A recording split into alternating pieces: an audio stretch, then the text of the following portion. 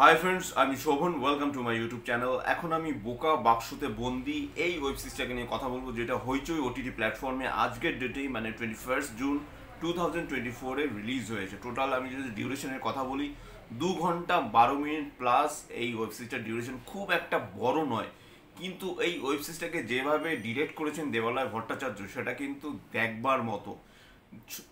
ধরুন, আপনার জীবনটা যদি হঠাৎ করে কোনো সিরিয়ালে পরিণত হয়, আপনার জীবনটাই যদি কেউ সিরিয়ালে দেখে, মানে আপনি ধরুন আপনার যে ক্যারেক্টারটা, ধরুন রাম নামের একটা ক্যারেক্টার, সেই ক্যারেক্টারটা পুরোপুরিভাবে সিরিয়ালে তার প্রথম মানে একদম সকালে ওঠা থেকে শুরু করে একদম রাতে শুতে যাওয়ার আগ অবধি সেটা যদি পুরোপুরি সিরিয়াল ভিত্তিক হয়, তাহলে কেমন হয়? এখানে কিন্তু অ্যাজ ইট ইজ সেই জিনিসটাই হচ্ছে। হঠাৎ করে একটা সিরিয়াল কি করে একটা জীবন্ত একটা মানুষের দিনলিপি হতে পারে, সেটা কিন্তু এখানে যেভাবে দেখানো হয়েছে সেটা কিন্তু এক কথায় অসাধারণ। এখানে সোলাঙ্কির দুটো পার্ট আছে কিনা সেটা নিয়ে আমি কথা বলবো না, তাহলে অনেকটাই রিভিল হয়ে যাবে ব্যাপারটা। কিন্তু সোলাঙ্কি এখানে ফাটিয়ে অভিনয় করেছে, তার অ্যাক্টিং যথেষ্ট ভালো, ইমোশনাল সিনে যথেষ্ট সে ভালো, এবং সব রকম সিনে তাকে দেখতে বেশ মিষ্টি লেগেছে এবং তার অভিনয় বেশ ভালো। সৌম্য ব্যানার্জি তো রয়েছে, সৌম্য ব্যানার্জি হইচের প্রায় প্রত্যেকটা কাজেই এখন তাকে দেখা যাচ্ছে, অ্যাজ এ হাজব্যান্ডের ভূমিকায় তাকে দেখা যাচ্ছে। নীলকে দেখা যাচ্ছে, নীলও যথেষ্ট ভালো অভিনয় করে। এখানে অ্যাকচুয়ালি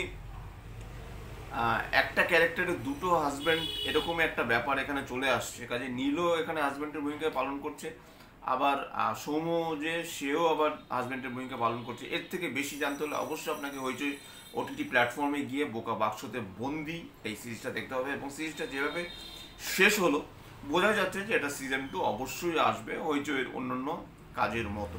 কিন্তু হ্যাঁ, এটা ঠিক, শাহানা দত্ত যেরকম কাজ অ্যাজ এ ক্রিয়েটর হিসেবে তিনি যেরকম কাজ করে থাকেন, এটা আমার মনে হয় Shahana Dutta as a creator হিসেবে তিনি এই দায়িত্বটা পালন করেননি।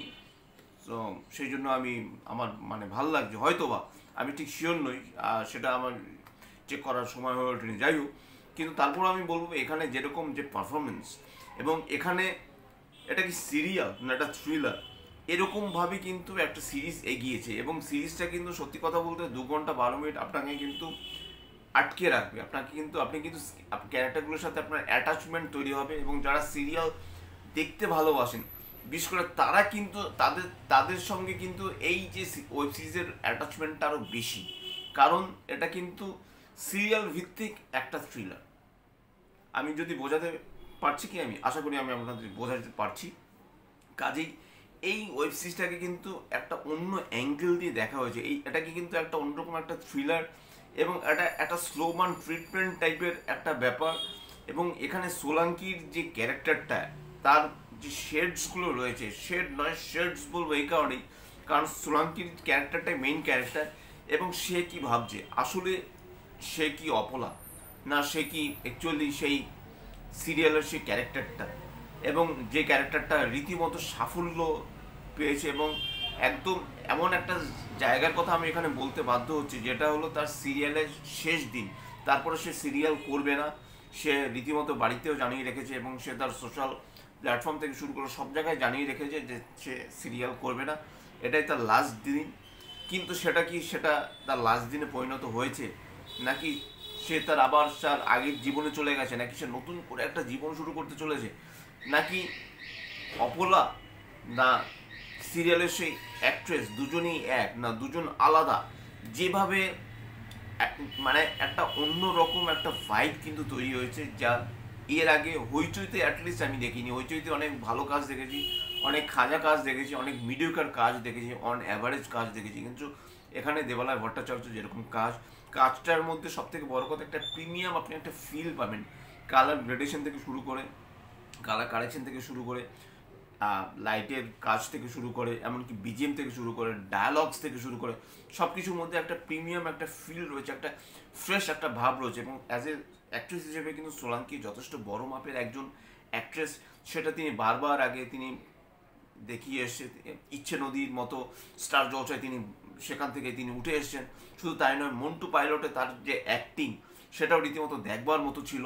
এরপরেও সে মুভি করেছে, মানে সব জায়গাতেই কিন্তু তার অ্যাক্টিং কিন্তু রীতিমতো সাড়া ফেলেছে এবং এখানেও কিন্তু অ্যাজ ইট ইজ সেই জিনিসটাই সোলাঙ্কি এখানে কিন্তু ফাটিয়ে অভিনয় করেছে। তিনি যেভাবে প্রথম থেকে শেষ অবধি প্রত্যেকটা ফ্রেমে অলমোস্ট তার রয়েছে, মানে তার স্ক্রিন প্রেজেন্স কিন্তু সব থেকে বেশি, এবং যেভাবে সিরিজটাকে সাজানো হয়েছে না, বেশি কিছু বলা যাবে না, বেশি কিছু বললে পরে না ব্যাপারটা রিভিল হয়ে যাবে, হয়তো আপনারা অনেকটাই ধরে নিতে পারবেন, কিন্তু এতটুকু বলতে পারি যে সিরিজটা কিন্তু অ্যাটলিস্ট আপনাকে আশাহত করবে না, আপনাকে না একটা হুক, মানে একটা হুক পয়েন্টের মধ্যে সবসময় রেখে দেবে যে এরপর অ্যাকচুয়ালি এই ক্যারেক্টারটা কী হতে পারে, এই ক্যারেক্টারটা কি সত্যি এই একটা ক্যারেক্টারের সাথে গিয়ে দেখা করে, মানে আমি এখানে সোলাঙ্কির কথা বলছি। এবং তারপরে কিন্তু তার অন্যরকম একটা সেন্স এখানে ক্রিয়েট হয়, যার ফলে কিন্তু সে আবার ফিরে আসে তার আগের লাইফে। মানে একটু কমপ্লিকেটেড, কিন্তু তারপরেও কিন্তু আশা করি আপনারা বুঝতে পারবেন। আমি আবারও বারবার বলছি, যারা সিরিয়াল দেখতে পছন্দ করেন তাদের কিন্তু এই সিরিজটা কিন্তু একটা অন্য একটা মাত্রা পাবে।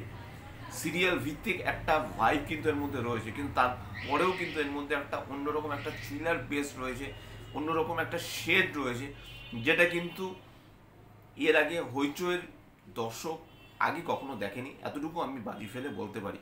কাজে সব মিলে কিন্তু বোকা বাক্সতে বন্দি সত্যিই কিন্তু দর্শকদের বন্দি করে রেখেছে, সিরিজটাকে একটা অন্য একটা মাত্রা এনে দিয়েছে। সব মিলে কিন্তু আমি আবারও বলছি, এই সিরিজটা কিন্তু আমার বেশ বেশ বেশ ভালো লেগেছে। আমি কিন্তু সিরিজটাকে নিয়ে একদমই কোনো রকম রোস্ট করছি না, বা রোস্ট করার মতো সিরিজও এটা নয়।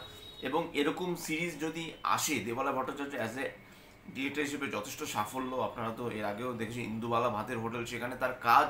এবং আরেকটা কথা বলতে আমি ভুলে গেছি, সেটা হলো গান।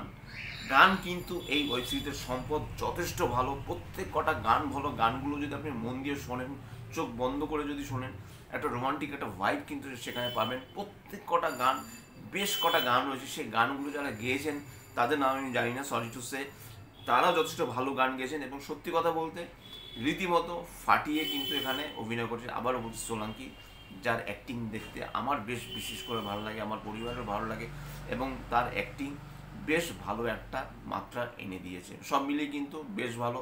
সৌম তার জায়গায় যথারীতি যতটুকু অভিনয় করেছে ঠিকঠাক, অন্যান্য ক্যারেক্টারগুলো সেরকম তাদের কিছু করার ছিল না, যতটুকু ছিল নীলও ঠিকঠাক, এমন কিছু করার নেই। কিন্তু মেইন ক্যারেক্টারটা কিন্তু সোলাঙ্কির ক্যারেক্টার, অপলার ক্যারেক্টার, যে ক্যারেক্টারটা কিন্তু তারও আরও একটা নাম রয়েছে। তো যাই হোক, বেশি কিছু আমি আর এখানে রিভিল করছি না। তো সব মিলিয়ে কিন্তু এটাই ছিল আমার বোকা বাক্সতে বন্দি ওয়েব সিরিজের রিভিউ। যদি চ্যানেলটা ভালো লেগে থাকে লাইক, শেয়ার, কমেন্ট এবং সাবস্ক্রাইব করতে বলবেন আমার চ্যানেলকে।